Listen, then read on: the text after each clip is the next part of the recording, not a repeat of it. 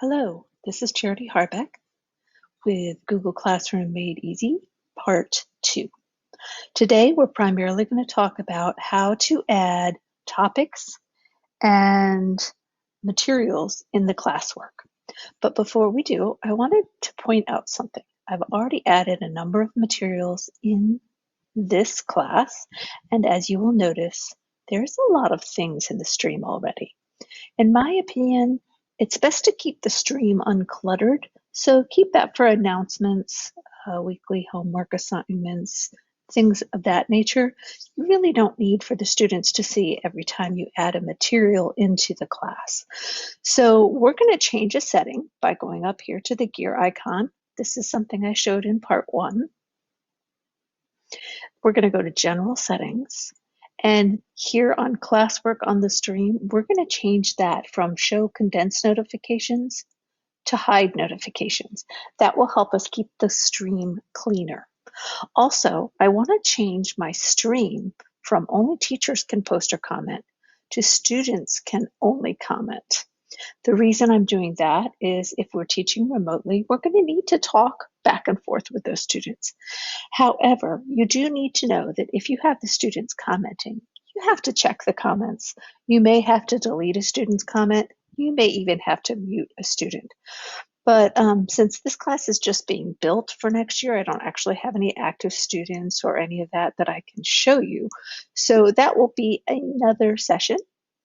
Or you can Google how to do that or check YouTube. There's plenty of things that will show you how to do that. It's just the 3 dots next to the comment.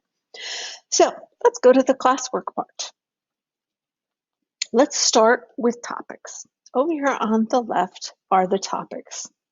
And you can see that I'm in the view all topics, so it shows all these different topics and the materials I have put in them. It's pretty neat and clear as far as I'm concerned. I like it better than the stream, which was just kind of a mess. And I also like when you can go to individual ones. So if you're at all topics, it looks like this, and I can go to those individuals, or I can go to a specific topic and see what is under each one of those things. That's pretty nice. So I have my topic set up by topic, by what it's about. This is a research class, so I have it by subscription databases, MLA formats, important links, assignments. If you are teaching in the classroom, it might be best to do it by units. So I can show an example of that. This is a social studies class that I'm a co-teacher of, and you can see that this teacher has set it up by units, which here's an example. So in this unit, she's got all her assignments, and if she has materials in it, it's all posted right there. I do want to point out, I don't have an example for this, but this is just another one by topic. But many people have said while they're teaching remotely, the easiest way to do this is to set up the topics by week. So the week of August 17th through whatever. That keeps it the easiest for the kids to find things. So keep that in mind when you're setting up your topics. So to create the topics, you just click on this create button and do topic. I'll just add a miscellaneous section 1 and add a topic over here so you can see how it shows up. So now I have a miscellaneous topic. The next thing is I can drag these by grabbing this part. When I'm in the all topics view, it's very easy to drag these around, and I think I'll put miscellaneous all the way at the bottom. Not sure if I'll even keep it, but for now, you can see when I move it here, it changes it here. All right, moving on. Let's talk about adding materials. Again, you click on the create button, and this time you come down and click on material. The couple of things, you just give your material a title and a description if you like. You can add all sorts of materials. You can add things from Google Drive. I primarily add links. You can add files. You can add a YouTube video as a material. I'm going to go grab the link from this right here. This is my research site. So I'm copying the link and going back to that class. And I'm going to add the link right here. So what was this? This was my research site. So I will call it Research 101 website. Helpful resources and tips for high school students.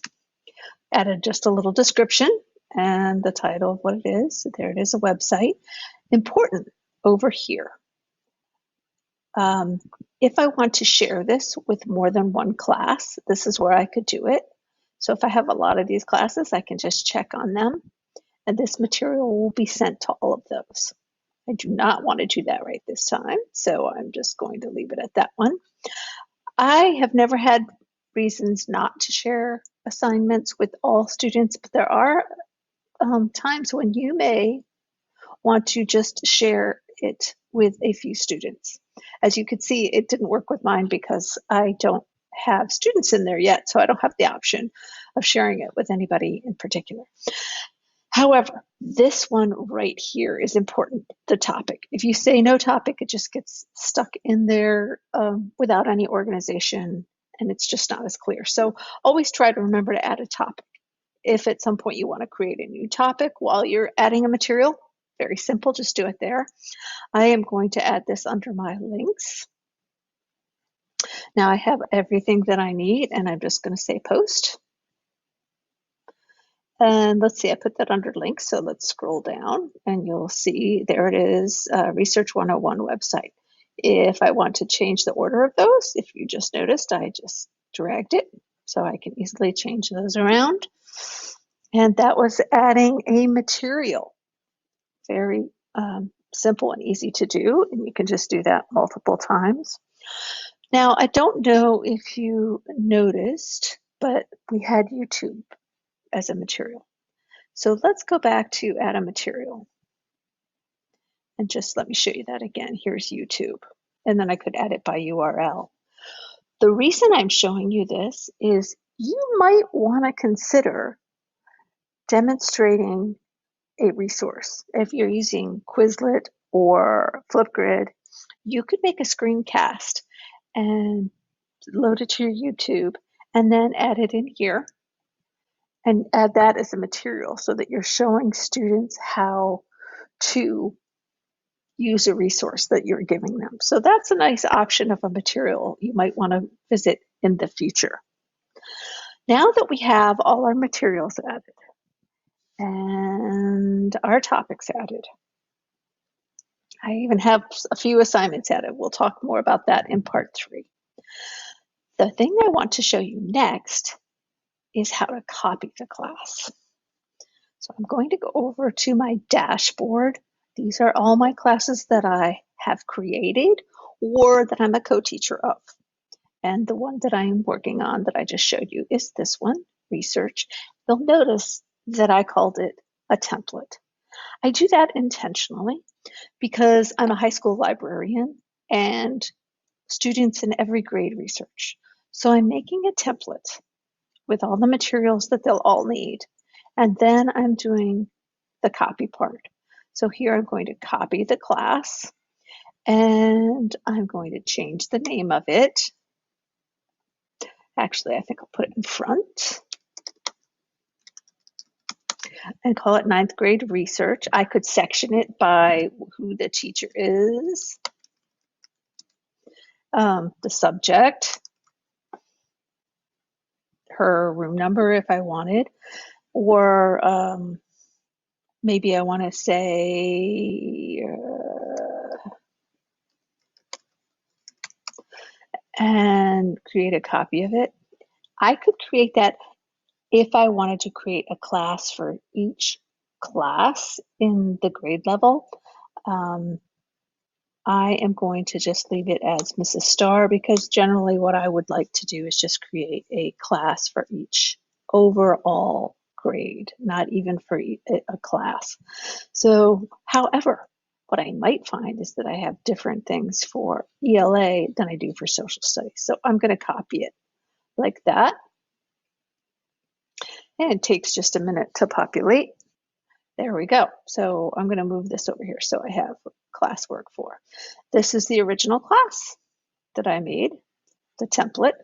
Then this is the copy of it that I made, and all those things are in there that I created.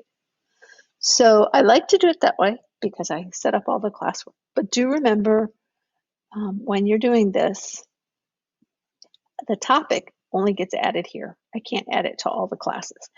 The material, I can actually share it to multiple classes. So if I forget something now, I can share it to all the classes I've created. I do not have to do it individually, each one. Topics I will have to do individually, but materials I can add to multiple classes. All right, now we have a class and we have a copy of a class. Now is when we are ready to add the students. So once your class is all set up and you've created copies, it's time to add the people. You can add any collaborating teachers here. You can add students here. With students, if you are in the physical classroom with your students, you can just show them that join code. Let me show that for you for a minute. If we go back to the stream, the join code is right here. So I can expand it out like that, and I can have students click on it there, or I can add students here by name or invite them by email, and they can join that way. Generally speaking, if I'm in face-to-face, I will give them the code and then count how many students there are, make sure they've all joined. If I'm doing it via email, I can see an invite of who's there and who has accepted the invite and who hasn't, and check that way to make sure everybody is in the class. And that is the end of Google Classroom Made Easy Part 2.